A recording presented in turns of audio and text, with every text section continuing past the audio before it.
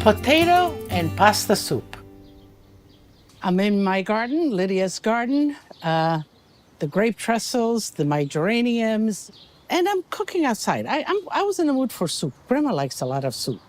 And this is a potato, carrots, celery, and it could be pasta soup. You could put rice in it, all kinds of things. It's easy, it's economical, so let's get started. Here's a nice pot. Let's get some oil in there. Yeah, okay. And I have the potatoes here, diced potatoes. Just throw them in. And, you know, the potato, you just peel it.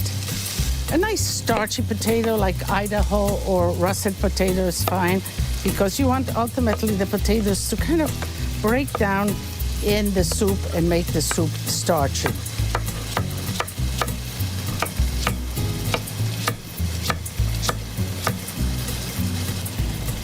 You know, the scraper, not only for bacon, I tell you all the time, I always have it close to my cutting board because just it sort of grasps everybody. Just throw it in. So, I want to let this caramelize a little bit because when it attaches a little bit and caramelizes, that gives flavor to the soup.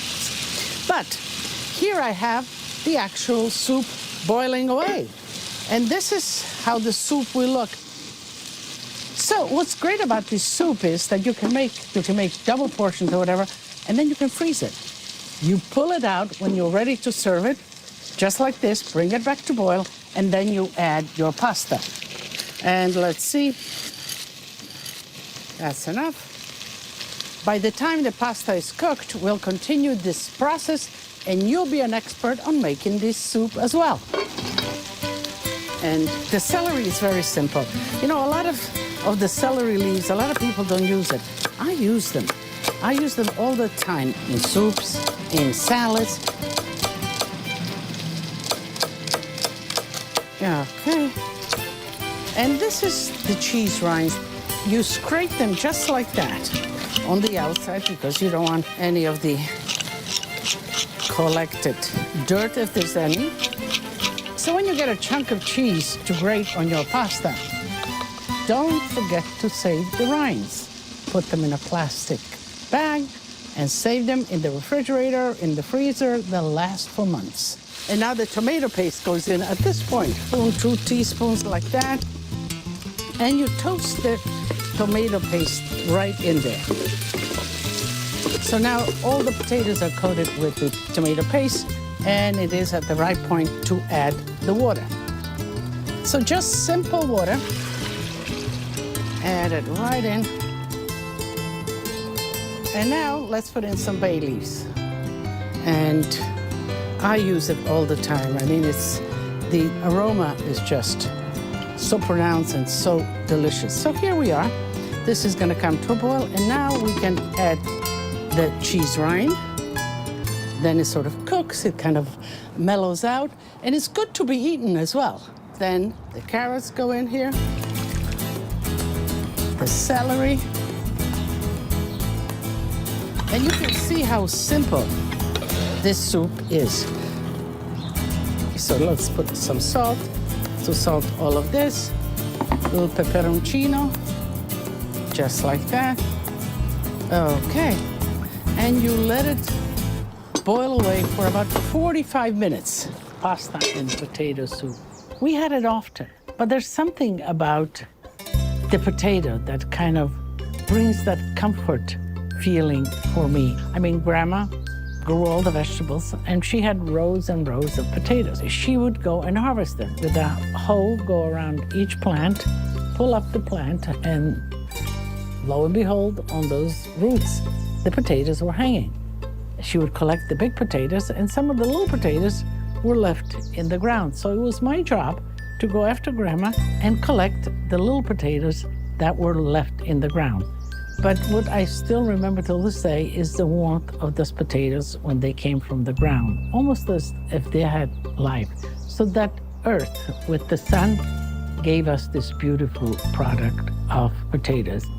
I'm going to remove the bay leaves at this point. Let's see, what else do we have here? Okay, so I'm looking at the pasta, You know, a lot of people ask me, how do you know when the pasta is done? Well, you know, I cooked enough pasta, I can tell by the look. But you taste it. Just pull a little pasta out, taste it, and you'll know. Okay, so this is going to boil in a few minutes and it's gonna cook. And once this is done, I'm gonna freeze it. And it's gonna be ready for Grandma and I. Let me clean up and we'll get ready to taste the soup. As newly arrived immigrants in America, my mother, who was a teacher, of course, did not speak English. None of us did. She ended up working as a seamstress and would work in New Jersey while we lived in Astoria in a factory. And she would come home late. My father was a mechanic and he had his own job. So it was my duty almost to begin dinner. And so when she came home, she just finished it and we ate. By then I had a feeling of you know, cooking and what goes into what and how, but she still left me, you know, the beans are soaking, peel 4 potatoes, put in a little bit of pancetta and garlic, and so on, and make the pasta e fagioli soup. So I got all that going and cooking. When she came home, she finished seasoning it and whatever, added the pasta. We had our soup, and our second, we had a piece of sausage with some salad or something. So I was very much into cooking, preparing for the family, and she would finish with her instructions on doing. The one thing that I really enjoyed, the cake mix in the box. Simple. You take all the ingredients, add an egg, maybe some butter, put it in the oven, and we had dessert every single night. So the last minute, you put in chopped parsley. Just when you're ready to serve, because, you know, the parsley will turn color, and you want the aroma of the parsley. Doesn't have to be fine. So let's put that right in. We're ready to serve.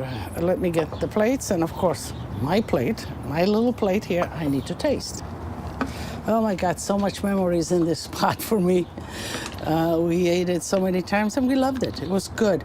And you know, when you had some grated cheese to put in it, some grana, that was the extra special treat. We didn't always have that, but here, you know, we do. So put a little bit in. And of course, I always tell you, put a little piece of cheese on the table for your guests. So I'm gonna pour mine first so it kind of cools off, so I have an opportunity to taste it for you. So here it is.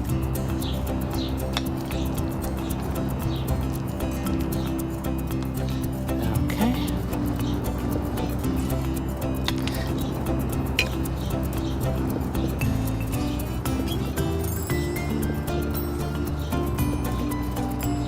When you're cooking, taste. Don't be afraid to adjust. If it's missing some salt, some liquid, whatever, I'm gonna add some cheese right here. And you can put, just like I said, this piece of cheese on the table with a grater for everybody to grate and have the freshness of the cheese. So here we are. And we are going to taste now.